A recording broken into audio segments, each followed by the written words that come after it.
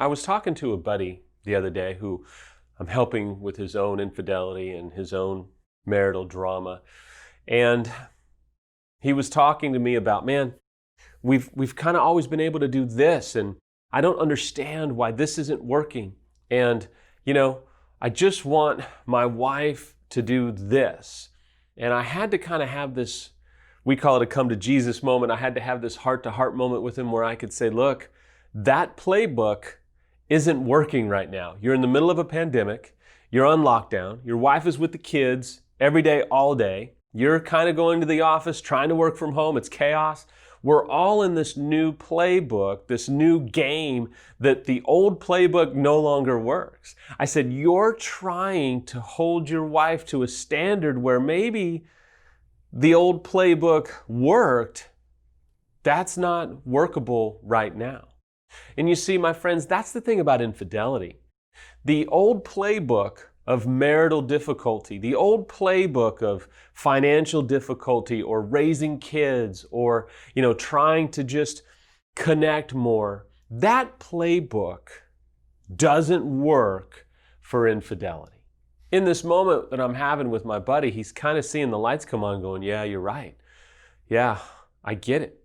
It's kind of this approach that says, old keys won't open new doors. It's just, you're in a situation where the old way of doing things just isn't going to work. Now, that's the truth about infidelity. Now you turn into this new world that we live in, right? And some states are opening up a little bit, some states are not. And this playbook that you need requires a new play, a new plan. You are probably experiencing an enormous amount of pressure and anxiety and, being stuck in the same residence with your unfaithful or betrayed spouse and all the chaos and the unresolved anger, bitterness, resentment, it's overwhelming. The old playbook won't work. It's time for a new playbook. It's so hurtful. It's so difficult. This type of pain is above and beyond what you've dealt with before. There's two groups of people that I think watch these videos. The first group is, look, you've never been through this before.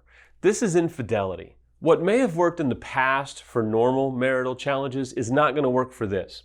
A couple of sessions here with the therapist, or maybe a couple sessions with your priest or pastor or what have you, who's unskilled, unqualified, not an expert, never been through it before, that's not going to work. This is above that person's pay grade. This is high-level stuff. In this group, what you've maybe done when you had some marital challenges, or where we're trying to adjust to parenting roles, isn't going to work for the level of devastation that you're trying to wrap your mind around. You haven't gone this way before. You can't use old keys. They're not going to work for the new doors of calamity, chaos, collateral damage, incredible hurt and pain, divorce and separation, and all those things that are coming at you in lightning quick speed. Group 2, you're different. You've actually come this way before. There's been numerous instances of infidelity. Maybe both of you have been unfaithful. You've come this way before, and so I even more want to say to you, you need a new playbook because the old playbook did not work. You need a new playbook. It is time to up the ante. You have to be willing to do what you've never done before. Maybe it's about getting back to the things that you once did. I'll never forget talking to Rick. Now, this story has the opportunity to kind of frustrate you a little bit, but please stay with the principle. Rick and I were talking, and he said to me, Sam, it sounds like both of you have relapsed. Now, the backdrop is we were a few years in, we had an amazing amount of success, we were doing great, and then we hit another rough point. It was probably 3 or 4 years in. And he says, Sam, it sounds like you both have relapsed. And he said it's very common for couples to come to a point where they realize, you know what? We have relapsed. We have gotten away from things that we committed to do in this relationship. We have both stopped doing things that we said that we were going to do when we were working on healing, when we were working on restoring our marriage. We both have gotten away from those things. Who did it first? Let's not get into that. Let's just get into the fact that we both have relapsed and gotten away from our repair work and our recovery tools. And as long as we do that, we're going to have issues. The interesting thing about this playbook is that when you're healing from infidelity and when you are navigating through trying to heal, this playbook, I believe, is the playbook of all playbooks. Because here's what has been my experience, okay? Before the recession, I made a lot of money. The recession hits, banks are closing, my income went from 6 digits a year within about a month or two span to nothing. It just completely shut off. And so when you make a lot of money, you pay a lot of money in taxes. And we did not have that money because we had that money in the bank because money kept coming in. Well, now we were forced with all that money in the bank is what we're going to live on until the market picks back up. And that tax debt, we're going to set up what they call an installation agreement with the IRS.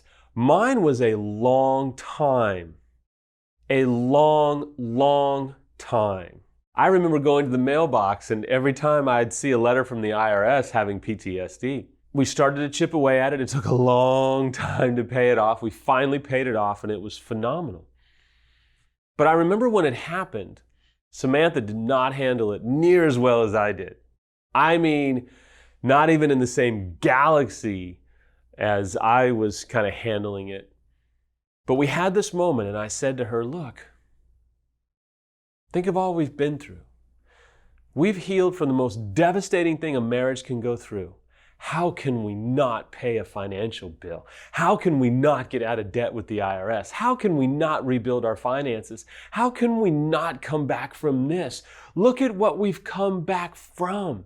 Look at the playbook that we found through absolute devastation. That was all my fault. We've been through the enormous amount of gut-wrenching, PTSD, traumatizing, hellish pain, and we have healed. How can we not go through some financial stuff? How can we not go through all that and overcome and conquer? Look at what we've already been through. See, this playbook, and I'm going to come back to you divorced people in just a minute. Hang with me. I know that this is probably tough to hear, but I can just tell you for the couple that is trying to heal, this playbook is the playbook of all playbooks, but because for the rest of your life, you'll be able to look into each other's eyes and go, look at what we've healed from. You're telling me a little bit of financial trouble, a little bit of some health issues, some parenting issues, that we can't overcome that when we've overcome colossal failure? No way. We've already been through the playbook of hell. We're going to use that to remind us how courageous and how bold and how strong and how adequate we are to face this new struggle that probably in no way compares to what we've healed from. Now, to my divorced friends, listen, I'm sure you probably wanted to save your relationship. I'm sure you probably did everything that you could do to save it. But as you're watching this, you're a survivor. You're an overcomer. You faced the failure of a marriage. Many professionals say that it's like a death. As you heard from a good friend of mine, Alejandro, the other day, it's like an amputation, and you're still here. You're still living. You're still breathing. You're still going forward in life. Maybe it's not the life that you looked for or that you asked for, but it is life nonetheless. Listen, you're a survivor. You've already been through what is so hellish, so painful, so devastating, and you're still choosing life. Let me tell you, that playbook of surviving a death, an amputation, losing someone that was incredibly valuable and close to you at one time, and yet you're still pursuing this new life, Even though you may not feel like you've arrived yet or maybe gotten where you've wanted to get, the fact is that you're still here and you're still moving forward and there's still life and purpose and value inside of you. That playbook that you used to survive the most hellish thing you've probably ever been through is going to be the most valuable playbook that you use for the rest of your life. I hope that you hear this message today. I hope that you don't give up on yourself. You're creating a playbook that you will use for the rest of your life.